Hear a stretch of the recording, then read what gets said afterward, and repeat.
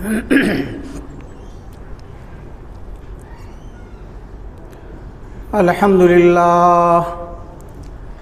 للہ نحمده ونستعینه ونستغفره ونعوذ باللہ من شرور انفسنا ومن سیئات اعمالنا من يهده الله فلا مضل له ومن يضلل فلا هادي له وأشهد أن لا إله إلا الله وحده لا شريك له وأشهد أن محمدًا عبده ورسوله أما بعد فإن خير الحديث كتاب الله وخير الهدي هدي محمد صلى الله عليه وسلم وشر الأمور محدثاتها وكل محدثة بدعة وكل بدعة ضلالة وكل ضلالة في النار. قال الله تبارك وتعالى في كلامه المجيد: أعوذ بالله من الشيطان الرجيم. بسم الله الرحمن الرحيم. إن الذين قالوا ربنا الله ثم استقاموا تتنزل عليهم الملائكة ألا تخافوا ولا تحزنوا وأبشروا بالجنة التي كنتم توعدون. وقال الله تعالى في موضع آخر: فاستقم كما أمرت ومن تاب معك. وعن عبد الله بن سفيان الثقفي رضي الله عنه قال: قلت يا رسول الله قل لي في الإسلام قولا لا أسأل عنه أحدا بعدك. قال: قل آمنت بالله ثم استقم. رواه مسلم. محترم حاضرین جمعہ، علماء کرام، بزرگان دین، نوجوانان ملت، خواتین اسلام اور عزیز بچوں، سب سے پہلے اللہ رب العالمین کا شکر بجا لانا، اس کی تعریف و توصیف کرنا، بڑائی اور بزرگی اور اس کی شان کو بلند کرنا ایک مسلمان کا بنیادی فریضہ ہے جو ہمیشہ قائم و دائم رہنا چاہیے. خاص کر جب مسلمان اللہ تعالیٰ کی کسی نعمت سے سرفراز ہو تو اس نعمت پر جتنا چاہے وہ شکر ادا کرے، اللہ تعالیٰ کی نعمت کا شکر ادا نہیں ہو سکتا. اللہ رب العالمین نے ہمیں ابھی چند دنوں پہلے رمضان مبارک کے مہینے کا تحفہ نصیب کیا تھا. یہ رمضان کا مہینہ آتا بہت دیر میں ہے، اب 11 مہینے کے بعد آئے گا، لیکن بہت تیزی سے گزر جاتا ہے. آنکھوں میں ہم نے پلک جھپکائیں، پہلا جمعہ آیا رمضان کا اور دھیرے دھیرے 5 جمعے گزر گئے اور یہ رمضان کے بعد پہلا جمعہ ہے. حقیقت یہ ہے کہ یہ رمضان جب آیا اور آ کے چلا گیا، یہاں مسلمان کو ٹھہر کر کے اپنی زندگی پر دوبارہ سے نظر ثانی کرنی چاہیے. یہ سوچنا چاہیے کہ یہ رمضان کیوں آیا تھا. کیا یہ ایک یوں ہی روزمرہ کی عادت ہے، یا آتے ہوئے موسموں کی طرح، بدلتے موسم کی طرح ایک موسم تھا جو آیا اور چلا گیا، جس کا ہماری زندگی سے کوئی تعلق نہیں، یا یہ ایک بامقصد موسم تھا جس کا اپنا ایک مقصد تھا، جس کی غرض و غایت تھی، جس کے پیچھے مسلمان کی زندگی میں کچھ تبدیلی لانا تھی. حقیقت یہ ہے کہ رمضان ہمیں آتا ہے اور آتے ہی اپنے رنگ میں رنگ دیتا ہے. رمضان ہمارے رنگ میں خود نہیں رنگتا، بلکہ وہ اپنے رنگ میں ہمیں رنگ دیتا ہے. رمضان آتا ہے، ایک مسلمان گویا دنیا کو بھول جاتا ہے، دنیا کی عزت، وقعت، اہمیت اس کی نظر میں کم ہو جاتی ہے اور وہ اپنی زندگی کے مقصد کو پا لیتا ہے۔ یہی مقصد یاد دلانے کے لیے رمضان آتا ہے کہ رب العالمین کے نام پر مسلمان دنیا میں زندگی گزارے، اللہ تعالیٰ کے فرائض کو یاد رکھے، اللہ تعالیٰ کی عبادت اس کی زندگی کا مقصد ہو، یہی اس کی پیدائش کا مقصد ہے۔ لہٰذا ایک مسلمان کو، ہم سب کو یہاں رکنا ہوگا، ٹھہرنا ہوگا اور پیچھے مڑ کے دیکھنا ہوگا کہ ایک ہفتہ پہلے اور اس سے پہلے کے دنوں میں ہماری کیا حالت تھی، ہم کیسے حالات سے گزر رہے تھے، ہمارے ایمان کا کیا اندازہ تھا، اس کا لیول کیا تھا، اس کی کیفیت کیا تھی، رب العالمین کے احکامات پر عمل کرنے کا جذبہ کس انداز کا تھا، اس کی طرف پلٹ کر دیکھنا ہے اور یہ دیکھنا ہے کہ ہم نے رمضان سے کیا سیکھا، کیا کمایا، کیا ہم نے فائدہ حاصل کیا، اتنی بڑی ٹریننگ کے کورس سے ہم نکلے، کیا ہم نے کچھ سیکھا، ہم نے آگے 11 مہینے کے لیے توشہ سفر باندھا، کچھ نہ کچھ ہم نے لیا کہ نہیں لیا۔ اگر ہم نے رمضان سے کچھ سیکھ لیا، اپنی عادتوں کو بدل لیا اور اپنے آپ کو رب العالمین کے ساتھ جوڑ لیا، تو سمجھ لیجئے کہ ہمارا رمضان کا مقصد بھی ہمارے لیے مکمل ہوا، ہمارے روزے بھی ہمارے لیے فائدہ مند ہوئے، یہ وقت ہمارے لیے فائدہ مند ہوا اور آگے کی زندگی ہماری با مقصد گزرے گی اور ہمیں اس پر اللہ کا شکر ادا کرنا چاہیے۔ لیکن اگر ہماری عادت رمضان سے پہلے والی زندگی کی طرف لوٹ آئی، جیسے ہم رمضان سے پہلے تھے ویسے ہی پھر لوٹ آئے اور ہماری زندگی میں کوئی تبدیلی نہیں آئی، تو سمجھ لیجئے کہ یہ ہمارے خلاف حجت ہے۔ یہ رمضان آیا ضرور تھا لیکن ہمارے خلاف حجت بنے گا، اور یہ ساری کی ساری عبادتیں ہمارے لیے بجائے اس کے کہ ثواب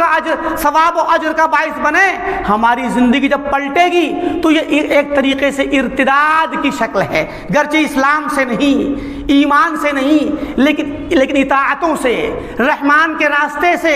اللہ کے راستے سے، نیکیوں کے راستے سے لوٹ جانا، اور لوٹ کر کے جو انسان واپس آ گیا اس میں کوئی خیر نہیں ہے۔ اسی لیے میں نے خطبہ مسنونہ میں جو آیات پڑھی، ان آیات کی روشنی میں آج کے خطبے میں گفتگو ہوگی۔ اللہ رب العالمین نے فرمایا ان الذین قالوا ربنا اللہ، بے شک وہ لوگ جنہوں نے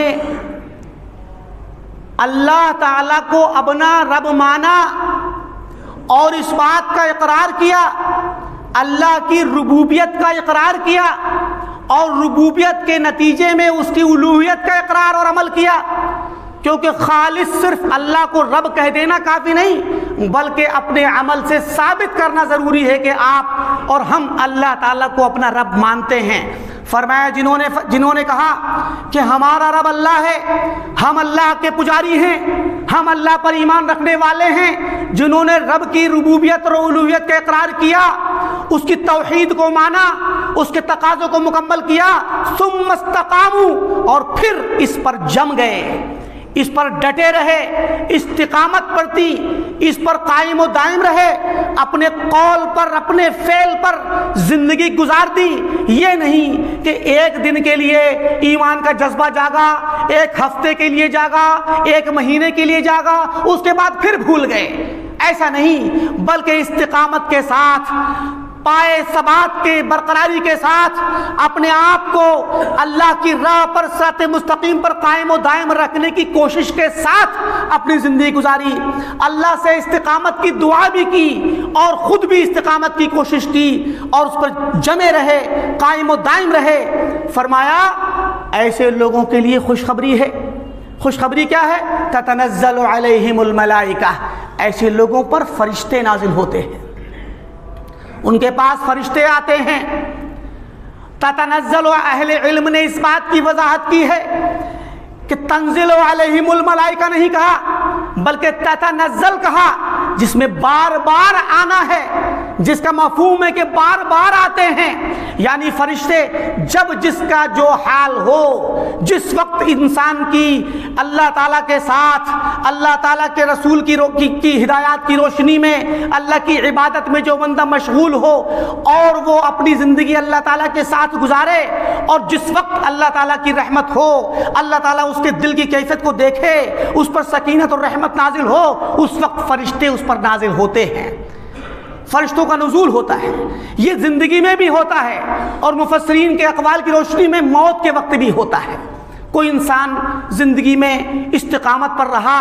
اللہ کے دین پر قائم و دائم رہا، دنیا کی زندگی میں بھی، عام زندگی کے حالات میں بھی فرشتے اس کو آتے ہیں، سلام کرتے ہیں، خوشخبریاں دیتے ہیں، اور موت کے وقت فرشتے اس کو اللہ کے دین، اللہ کی جنت کی خوشخبری دیتے ہیں، اور اس کی استقامت کے لیے اللہ کی مدد نازل ہوتی ہے۔ اسی طریقے سے جب وہ قیامت میں اٹھے گا تب بھی فرشتے اس کو آ کے سلام کریں گے، اس کو اللہ تعالیٰ کے یہاں لے کر کے آئیں گے۔ لہٰذا اہل علم کی اور مفسرین کے اقوال کی روشنی میں اللہ کے فرشتے اس پر نازل ہوتے ہیں اور اس کو اللہ کی خوشخبری سناتے ہیں، چاہے اسے پتہ چلے یا نہ چلے۔ ایک مومن کا استقامت پر رہنا اور دین پر قائم و دائم رہنا، یہ اللہ تعالیٰ کے فرشتوں کے نزول کی غرض و غایت اور وجہ ہے، اور یہ ایک صاحب ایمان کو یہ ایک انعام ہے اللہ رب العالمین کا۔ فرشتے آ کر کے اس کے دل میں اطمینان ڈالتے ہیں، اللہ تخافوا ولا تحزنوا، تم مستقبل کے لیے نہ ڈرو اور ماضی پر غم اور ملال نہ کرو، یعنی مستقبل میں کیا ہوگا اس بات کی فکر نہ کرو، ماضی میں کیا گزر گیا، کون سی غلطیاں کی، کون سے گناہ کیے، کیسی زندگی گزری، توبہ کرنے کے بعد استقامت پر رہو، لہذا ماضی کی پرواہ نہیں کرنی اور مستقبل کے لیے خوف نہ ہو۔ وَأَبْشِرُوا بِالْجَنَّةِ، اور ایسے لوگوں کو اللہ کے فرشتے جنت کی خوشخبری دیتے ہیں، خاص کر جب وہ ان کی موت کا وقت آتا ہے یا قیامت میں جب وہ اٹھائے جائیں گے تو فرشتے ان کو جنت کی خوشخبری دیں گے۔ اسی طریقے سے ایک اور جگہ اللہ رب العالمین نے ارشاد فرمایا فَاسْتَقِمْ كَمَا أُمِرْتَ، اے نبی جیسا کہ آپ کو حکم دیا گیا ہے استقامت پر رہیے، اس دین پر قائم و دائم رہیے۔ دوسری جگہ فرمایا وَاعْبُدْ رَبَّكَ حَتَّى يَأْتِيَكَ الْيَقِينُ، اللہ تعالیٰ کی عبادت کیجئے اور کرتے رہیے یہاں تک کہ تمہارے موت آ جائے۔ تو دین پر قائم و دائم رہیے جیسے آپ کو حکم دیا گیا ہے، اور وَمَن تَابَ مَعَكَ، اور وہ تمام اہل ایمان اللہ تعالیٰ کی عبادت پر اور ایمان پر قائم و دائم رہیں جنہوں نے آپ کے ساتھ آ کر کے اللہ کے یہاں توبہ کی ہے۔ لہذا یہ جو استقامت ہے یہ مطلوب ہے۔ استقامت ایک مومن کی زندگی کا مقصد ہے، کیونکہ مومن یہ موسمی عبادت گزار نہیں ہوتا۔ جو سچا مومن ہے، جو سچا مسلمان ہے، جس نے واقعی دل کی سچائی اور گہرائی کے ساتھ ربنا اللہ کہا، آمنت باللہ کہا، وہ یقیناً رب العالمین کے احکام پر قائم و دائم رہتا ہے اور اس کی کوشش کرتا ہے۔ ایک حدیث پڑھی تھی میں نے، اس حدیث میں حضرت عبداللہ بن سفیان الثقفی رضی اللہ تعالی عنہ فرماتے ہیں کہ میں اللہ کے نبی صلی اللہ علیہ وسلم کے پاس آیا اور میں نے کہا یا رسول اللہ قل لی فی الاسلام قولا، دین کے سلسلے میں، اسلام کے سلسلے میں مجھے ایک ایسی بات بتلا دیجئے کہ جو میرے لیے کافی ہو، میں اس کو مان لوں، اس پر عمل کر لوں، اس کی وجہ سے میری دنیا اور آخرت دونوں سنور جائیں، میں کامیاب ہو جاؤں، اور لا اسأل عنہ احدا بعدک، کہ آپ کے بعد یا آپ کے علاوہ، بعض روایتوں میں غیرک، کہ آپ کے علاوہ کسی دوسرے سے پوچھنے کی پھر کوئی ضرورت نہ رہ جائے۔ ایسی بات بتلا دیجئے کہ اس پر عمل کروں اور عمل کر کے کامیاب ہو جاؤں، اور پھر آپ کے بعد دوبارہ کسی سے پوچھنے کی ضرورت نہ رہ جائے۔ کتنا بڑا سوال ہے، کتنا اہم سوال ہے۔ اس سوال سے صحابی رسول کی سمجھداری کا پتہ چلتا ہے، ان کے علم کا، ان کی فقہ کا، ان کے تقوی کا اور ان کے ایمان کا پتہ چلتا ہے۔ صحابی چاہتا ہے کہ مجھے ایسی بات پتہ چل جائے جو مجھے دنیا میں جب تک زندگی گزاروں اس پر قائم و دائم رہوں اور آخرت میں کامیاب ہو جاؤں، کیونکہ میری زندگی کا مقصد یہی ہے۔ اور وہ صحابی یہ بھی چاہتا ہے کہ مجھے کوئی ایسی مختصر سی بات پتہ چلے جو اس پر عمل کرنے میرے لیے آسان ہو اور پھر مزید تفصیلات کی ضرورت نہ رہ جائے، زیادہ علم لینے کی ضرورت نہ رہ جائے، زیادہ سوال کرنے کی ضرورت نہ رہ جائے، ایک ہی سوال میں پتہ چل جائے اور میرا کام ہو جائے۔ پیارے نبی صلی اللہ علیہ وسلم کو اللہ تعالیٰ نے جوامع الکلم عطا فرمائے تھے، بہت ہی جامع بات آپ کہا کرتے تھے، عربی زبان کے سب سے ماہر تھے آپ۔ قریش خاندان کے لوگ عمومی طور پر عربی زبان کے سب سے زیادہ ماہر مانے جاتے تھے، سب سے معتبر زبان ان کی مانی جاتی تھی۔ آپ نے فرمایا انا افصح العرب بعد انی من قریش، میں سارے عربوں میں سب سے زیادہ فصیح ہوں، گرچہ میں قریش سے ہوں، یعنی میں قریشی ہوں اور میں سب سے فصیح بھی ہوں۔ لہذا آپ کو اللہ نے جوامع الکلم عطا فرمائے تھے۔ آپ ایک جملے میں، جسے ہم لوگ کہتے ہیں کہ کوزے میں سمندر کو بند کر دینا، اللہ کے نبی صلی اللہ علیہ وسلم نے فرمایا قل آمنت باللہ، کہو میں اللہ پر ایمان لایا، ثم استقم، پھر اس پر قائم و دائم رہو۔ یہ مختصر سی نصیحت آپ نے فرما دی۔ اس مختصر سے جملے سے ایک صحابی کی زندگی کی ضمانت مل گئی کہ آخرت کی دنیا میں قائم رہے تو آخرت میں کامیابی کی ضمانت ہے، مزید پوچھنے کی ضرورت ہی نہیں، مزید ادھر جانے کی ضرورت ہی نہیں۔ کتنا مختصر جملہ ہے، آمنت باللہ، میں اللہ پر ایمان لے آیا، فرمایا پھر اس پر جمے رہو، قائم و دائم رہو۔ کیا آمنت باللہ کا لفظ ہمارے جیسے لوگوں کے لیے تھے، ہمارے جیسے انداز کے لیے تھا؟ ہمارا طریقہ صبح شام لا الہ الا اللہ پڑھتے ہیں، صبح شام اللہ کے رسول کے گن گاتے ہیں۔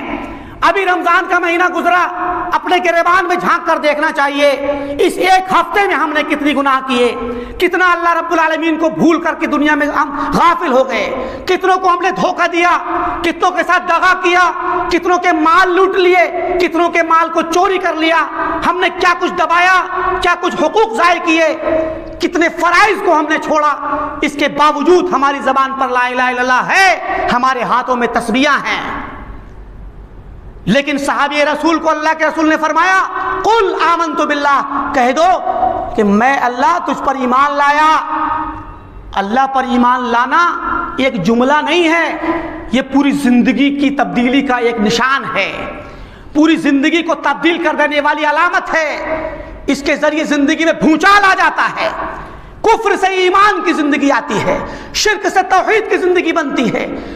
اللہ کی نافرمانی سے فرمانبرداری کی زندگی بنتی ہے، بدعات سے سنت کی زندگی بنتی ہے، اللہ کے دین پر قائم و دائم رہنے کی زندگی بنتی ہے، اللہ کے حقوق کو ادا کرنے کی زندگی بنتی ہے۔ لا الہ الا اللہ کے جو کلمہ توحید ہے، اس کے حقوق اور فرائض کو ادا کرنے کی زندگی ہے، یہ اقرار ہے اس بات کا کہ ایک بندہ اللہ تعالیٰ سے عہد و پیمان کرتا ہے کہ اللہ میں تیرا ہوں اور تیرا ہی بن کے رہوں گا۔ فرمایا قل آمنت باللہ ثم استقم، جب یہ استقامت ہوگی تب جا کر کے فرشتے اللہ کے نازل ہوں گے۔ مشہور حدیث ہے صحیح بخاری کی، حضرت حنظلہ رضی اللہ تعالیٰ عنہ کا مشہور واقعہ۔ ایک مرتبہ حضرت حنظلہ رضی اللہ تعالیٰ عنہ راستے میں جا رہے تھے اور اپنے آپ کو کوستے ہوئے جا رہے ہیں، کہتے ہیں کہ نافق حنظلہ نافق حنظلہ، اے حنظلہ تو منافق ہو گیا، تیرے دل میں نفاق پیدا ہو گیا۔ ابو بکر صدیق رضی اللہ تعالیٰ عنہ راستے ملاقات کرتے ہیں، پوچھتے ہیں کیا بھائی کیا ہوا؟ فرمایا کہ حنظلہ تو منافق ہو گیا۔ بولے کیسے؟ کہا کہ میں اللہ کے رسول صلی اللہ علیہ وسلم کی مجلس میں جب ہوتا ہوں، آپ اللہ کے رسول جنت کا، جہنم کا، آخرت کا ذکر فرماتے ہیں، میرے دل کے اندر ایمان کا جذبہ اتنا زیادہ ابلنے لگتا ہے جیسے کہ میں اپنی آنکھوں سے جنت کو دیکھ رہا ہوں، آخرت کو دیکھ رہا ہوں، جہنم کا نظارہ کر رہا ہوں، اور میرا دل اللہ تعالیٰ کے ساتھ بڑی مضبوطی کے ساتھ جڑ جاتا ہے۔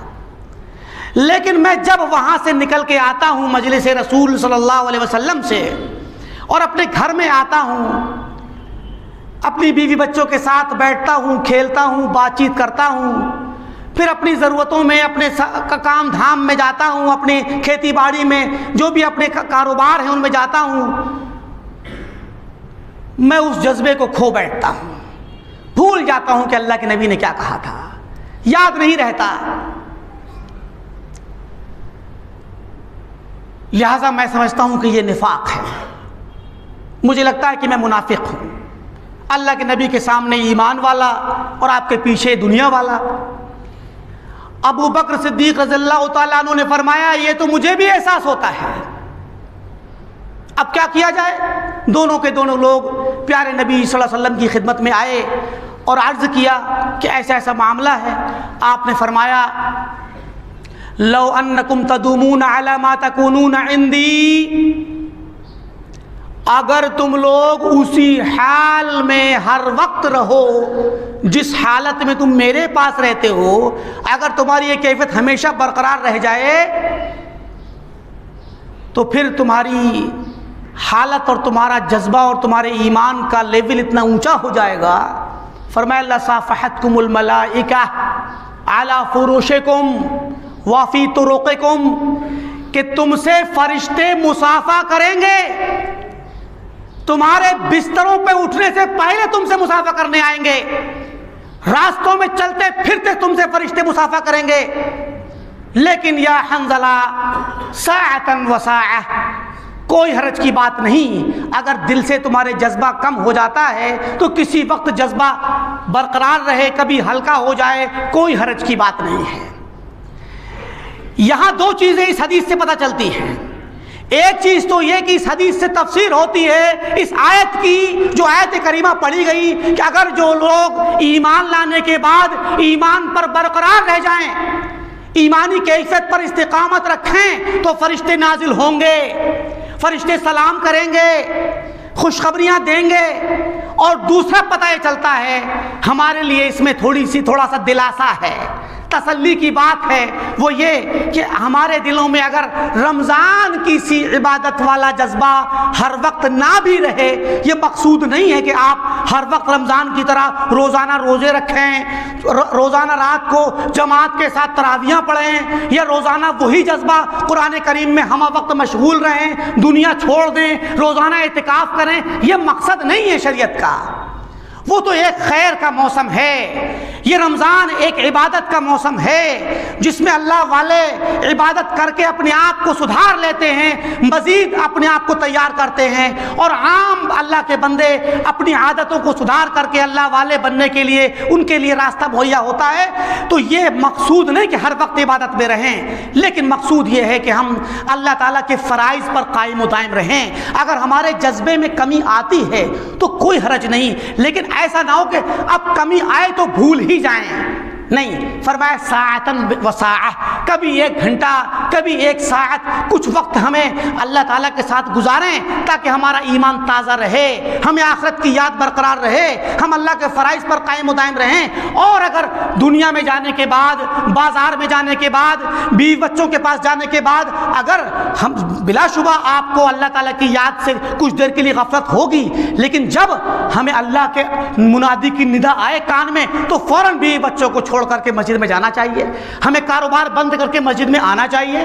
اور ہمیں کاروبار میں بھی اللہ کو یاد رکھتے ہوئے جھوٹ سے بچنا چاہیے، دھوکے بازی سے بچنا چاہیے، لوگوں کے حقوق مارنے سے بچنا چاہیے، لڑائی جھگڑے اور فسق و فجور سے بچنا چاہیے۔ یہ اصل مقصود ہے زندگی کا، یہی مقصود ہے اطاعت کا۔ ورنہ جو لوگ یہ سوچتے ہوں کہ ہمیں ہمیشہ اعتکاف میں رہنا ہے، یا ہمیں ہمیشہ بیوی بچوں سے دور رہنا ہے، سارا وقت مسجد میں گزارنا ہے، یا سارا کا سارا زندگی کا وقت صبح کو دن میں روزہ اور رات کو تہجد میں گزارنا ہے، تو سمجھ لیں وہ لوگ غلط ہیں، وہ دین سے ہٹے ہوئے ہیں۔ اسی لیے آپ نے وہ روایت بھی سنی ہوگی، پیارے نبی صلی اللہ علیہ وسلم کی مشہور حدیث جو انس بن مالک رضی اللہ عنہ فرماتے ہیں کہ کچھ صحابہ کرام ازواج مطہرات کے پاس آئے اور انہوں نے آ کر کے پیارے نبی صلی اللہ علیہ وسلم کی عبادت کے بارے میں پوچھا کہ آپ کیسی عبادت کرتے ہیں؟ انہوں نے کہا کچھ نہیں، سادہ سی عبادت ہے اللہ کے نبی کی، 5 وقتہ نماز پڑھتے ہیں، اس میں سنن کا آپ اہتمام کرتے ہیں، اور پھر رات میں تہجد پڑھتے ہیں، باقی وقت میں اللہ کا ذکر اور استغفار کرتے ہیں، بہت زیادہ کوئی عبادت نہیں کرتے۔ فرمایا حدیث میں کانہم تقالوہا، انہیں لگا کہ اللہ کے نبی صلی اللہ علیہ وسلم تھوڑی سی عبادت اس لیے کرتے ہیں کہ اللہ تعالیٰ نے آپ کے سارے گناہ بخش دیے ہیں، گناہ کرنے سے پہلے ہی بخش دیا، معصوم ہیں آپ، پھر بھی آپ کو پہلے سے بخشش کا پروانہ مل چکا ہے، آپ کو کیا ضرورت ہے عبادت کرنے کی؟ لیکن ہم لوگ تو گنہگار ہیں، ہمیں عبادت کرنی ہے، ہم اللہ کے نبی کی طرح کم عبادت پر زندگی نہیں گزاریں گے۔ انہیں اب باتیں کرنے لگے، ایک نے کہا کہ میں ہمیشہ روزہ رکھوں گا، کبھی بھی بغیر روزے کے نہیں رہوں گا، ہمیشہ دن میں روزہ رکھوں گا۔ ایک نے کہا کہ میں